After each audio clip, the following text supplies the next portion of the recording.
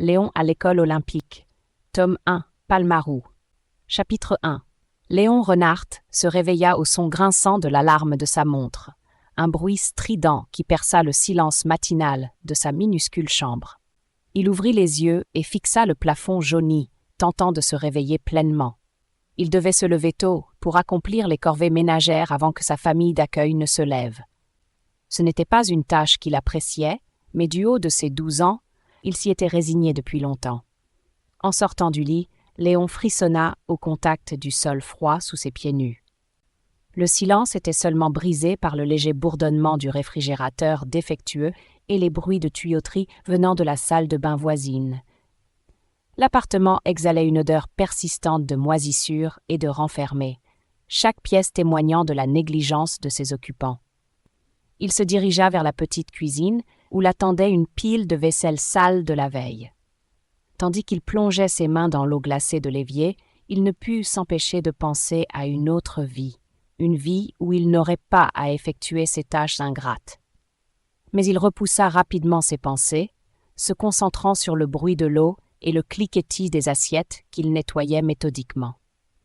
Après avoir fini la vaisselle, il balaya le salon encombré de vieux magazines, de cartons à moitié pleins et de meubles usés. La famille d'accueil de Léon était indifférente à ses efforts, mais il persistait, espérant qu'un jour ses efforts seraient reconnus ailleurs. Ce matin-là, cependant, un changement inattendu était sur le point de bouleverser sa routine monotone. Alors qu'il ramassait les journaux dispersés près de la porte, il remarqua une enveloppe épaisse parmi le courrier du jour. Son nom, écrit en lettres soignées, se détachait sur le papier crème. Intrigué, il déchira l'enveloppe et en sortit une lettre sur un papier épais et raffiné.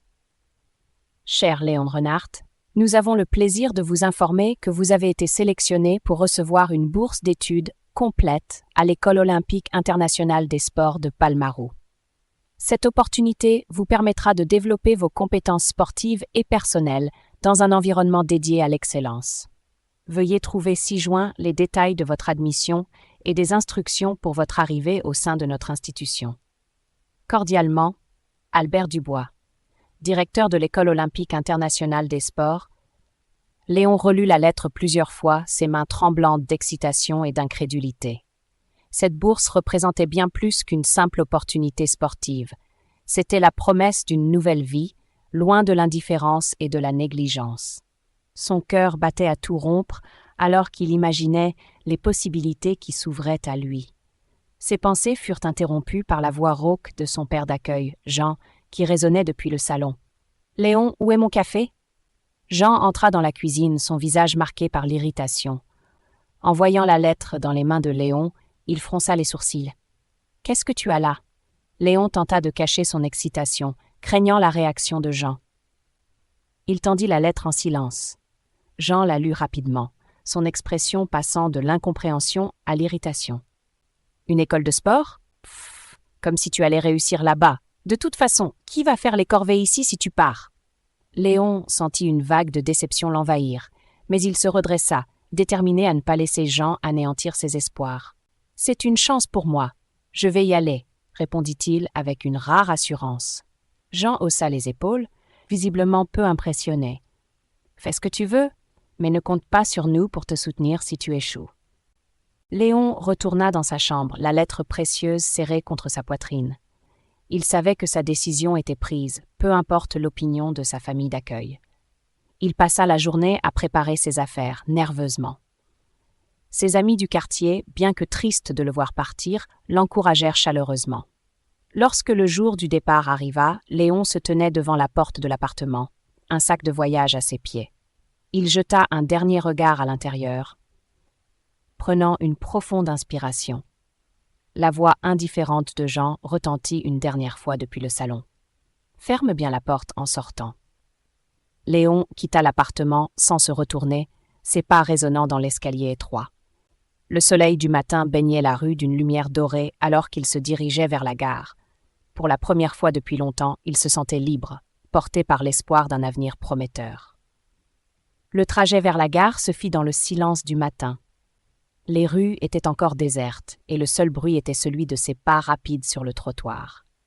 La lettre d'admission de l'école brûlait encore dans la poche de Léon, tandis qu'il arpentait les rues du quartier, cherchant des visages familiers pour partager la nouvelle.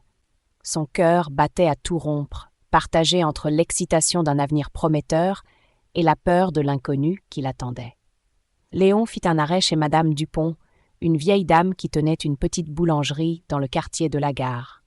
Elle avait toujours eu un faible pour Léon, lui offrant parfois des sucreries quand il passait les dés. « Bonjour, Madame Dupont », dit-il en entrant dans la boulangerie étroite, remplie d'odeurs de café et de pain frais. La vieille dame leva les yeux de son comptoir et lui sourit chaleureusement. « Ah, Léon, mon garçon préféré, que me vaut le plaisir de ta visite ?» Léon sortit précautionneusement la lettre de sa poche et la tendit à Madame Dupont, les mains légèrement tremblantes. Elle la prit et ajusta ses lunettes avant de lire. Au fur et à mesure qu'elle parcourait les lignes, son sourire s'élargissait. « Eh bien, quelle merveilleuse nouvelle! Une bourse pour Palmarou! Tu dois être fier, Léon. » Léon hocha la tête, un sourire timide éclairant son visage. « Oui, madame, je suis vraiment excité, mais aussi un peu nerveux. » C'est un grand changement. Madame Dupont posa doucement une main sur son épaule. « Les grands changements sont souvent les plus beaux. Tu es un garçon fort et intelligent. Tu vas réussir, j'en suis sûre, mais promets-moi de revenir me voir de temps en temps et de me raconter tes exploits. » Léon promit, ému par la gentillesse de Madame Dupont. Après avoir échangé encore quelques mots, il quitta la boulangerie, son cœur un peu plus léger. Il savait que le soutien de Madame Dupont lui manquerait, mais ses paroles réconfortantes résonnaient en lui comme un écho d'encouragement. Lorsqu'il arriva à la gare, le ciel commençait peinement à s'éclaircir.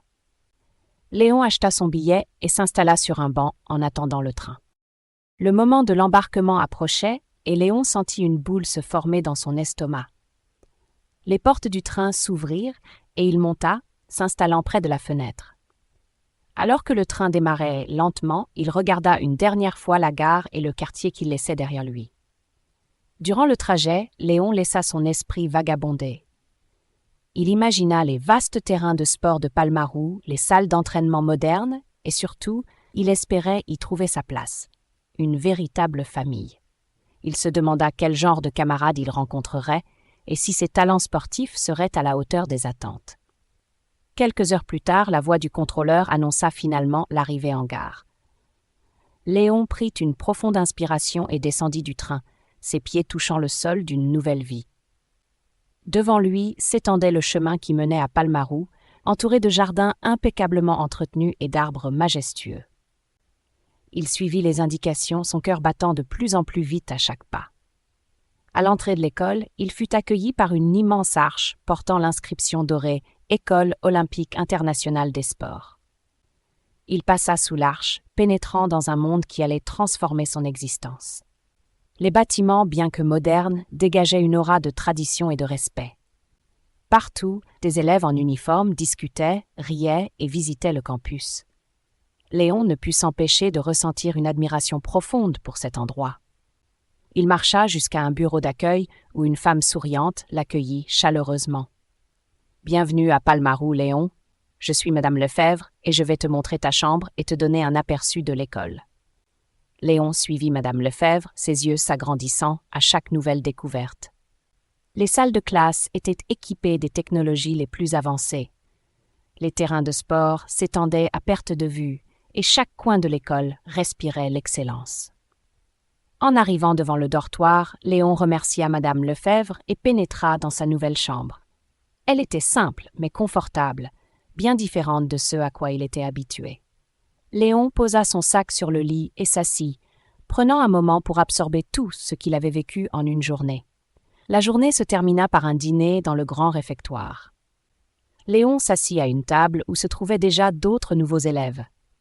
Les conversations animées remplissaient la salle, chacun partageant ses espoirs et ses craintes. Léon écoutait plus qu'il ne parlait, observant les futurs camarades avec lesquels il partagerait cette aventure. Quand les lumières s'éteignirent et que le silence enveloppa le dortoir, Léon se coucha, le regard fixé sur le plafond. Pour la première fois depuis longtemps, il ressentait un mélange d'excitation et de paix intérieure. Il était à Palmarou, prêt à embrasser son destin et à prouver qu'il méritait cette chance.